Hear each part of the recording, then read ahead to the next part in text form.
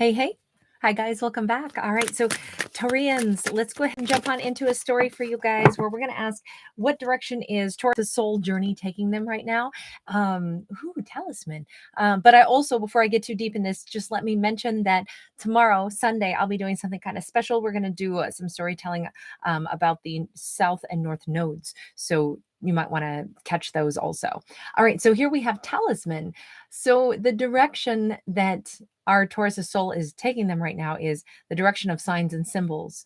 Almost like they feel protected. First off, they may have something that somebody could be very into pendulums right now and very much into like, hey, I'm just gonna check in with my universal guides and ask, what should I do next? Which direction should I go? Which restaurant should I go to for dinner tonight? This feels like a character who's saying, I want to open myself up to the the unexpected, the universal, instead of being, because the Taurians are kind of like considered to be those that walk forward. Like a Taurian trait is to be diligent and confidently directed in their thoughts and actions, and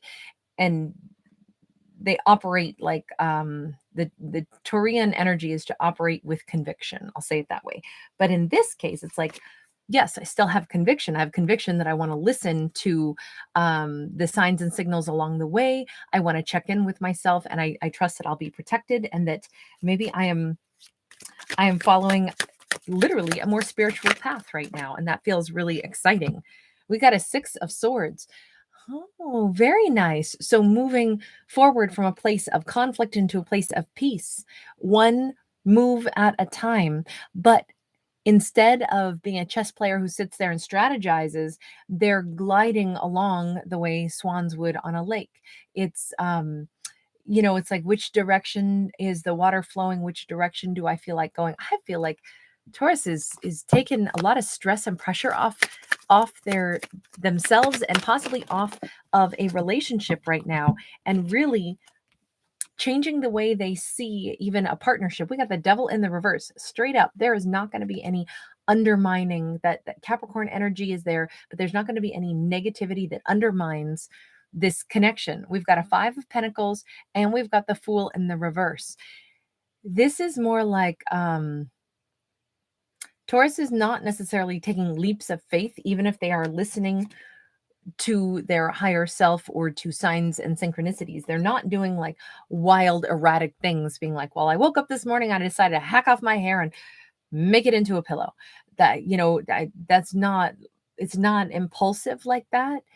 It's, they're not suddenly quitting their job and, like racing off in a new direction with no idea of what's happening next. They're simply moving forward from a time of stress and pressure where everything had to be too precise, too dialed in. There was too much, planning involved, and they're letting things flow a little easier. They're reducing their stress. They're probably sleeping a lot better. They might have an easier relationship flow right now with a partner, even though they don't know exactly what's going to happen. And even if they are in a separation from a partner, they're actually saying, you know what, maybe that's because we were really we were causing conflict with each other instead of causing resolution. And maybe it was because it was so overly orchestrated, I'll say. So this is like, let me use travel as an example, because I love travel and I hate, even though, okay, so I'm a huge Virgo. I have tons of Virgo placements and a Taurus moon. And I don't hold with the idea that we are our sun signs or our moon signs or anything like that. I think we're a blend, and we waffle and vacillate between our different facets of our character on any given day, any given circumstance. Okay, so that's kind of my broad perspective of things. But I will say this, Virgos are supposed to be very analytical and very much, like very organized. So as a traveler, one would think, if I were a true like Virgo vibe, I might be like, okay, on Tuesday we're going to be here, and then at 2:15 on that afternoon we need to change, tour buses, because tomorrow morning by 5 a.m. we need to be on the next leg of the journey, blah, blah, blah. No, I'm so not like that. That would stress me out to the max. I wing it. I love the not knowing, but I will go so far as to plan the first night in a hotel. So you are jet lagged and you know that you want to just put your head down on a pillow and not have to go anywhere. Maybe the first 2 nights I plan right where I'm going to be. And after that, it's a free for all.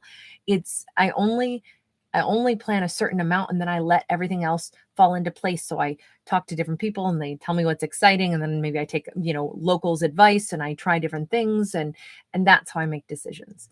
That's the best way I could describe how Taurus is maybe going along with this energy that they're in as it pertains to a relationship.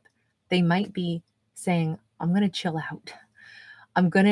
If we are in a moment of separation, maybe that's just perfect. Maybe I sense that, like there's when we miss each other enough, that's when we'll come back together. And it could also be, I know that we miss each other, but we're not separating. We're not going in different directions. We're just in a place where we're letting things calm down. We're not overly like stressing out about we need to do this in this structure, this organization, this step by step. Instead, let's just kind of let everything flow.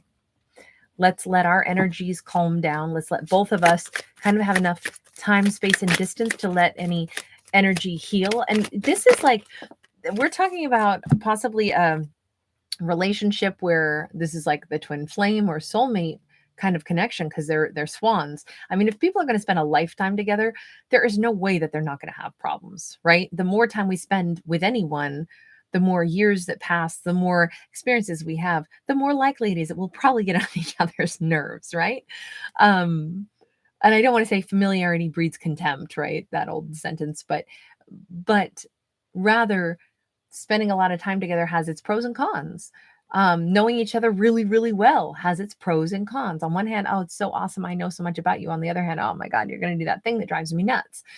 We've got a 10 of Pentacles and it's sideways. This is just, I actually feel like this is Taurus is recognizing that they are listening to the little encouraging signs and signals from the universe that keep saying, yeah, maybe myself and my partner are in a place of separation, but I'm getting this vibe that it's really good for both of us and that it's just a matter of time before we recalibrate our energy and then can actually come back in and be refreshed and replenished enough to maybe start this romance up almost like we were, dating each other again for the first time. That we're not quite there yet in this story, but I feel like our Taurus is saying, I think listening to the signs and signals, feeling like, look, this is protected. It'll go the way it's supposed to for our greatest and highest good. And I'm going to just trust in that instead of be super anxious, nervous, upset about it. I'm going to let things flow because I'm thinking that might make a lot more sense here. 6 of Pentacles. Everything says these characters are headed for balance again. They're headed for cooperative energy again. They're headed for some kind of victory together where they're both going to have missed each other, come back into a union. It's like, now, you know what? I was missing that little annoying thing that you do. Yeah, I find I actually really like that. Never mind. I'm not even going to mention any one of my personal annoying habits that I do wrong. We've got a 3 of Pentacles sideways. That 3 of Pentacles, sorry about the noise. That 3 of Pentacles is like there's this opportunity to really work well together. But these two are probably going to need to reestablish how they work together. They may, when they come back into this union, which is what they're headed for in this storyline, their relationship works, but there's a potential to fall in love all over again with that beautiful 10 of Pentacles, kisses, sweet kisses, surprising each other with nice things, but then how they actually build a stable relationship. There's going to be some like new definitions, some refinement, some kind of like really beautiful way to put this relationship together in a slightly different manner. And I think that's going to be really positive for these two. So, all right, you guys, I'm going to leave that there. Thank you so much for hanging out with me. I'll see you in the next one. Bye-bye.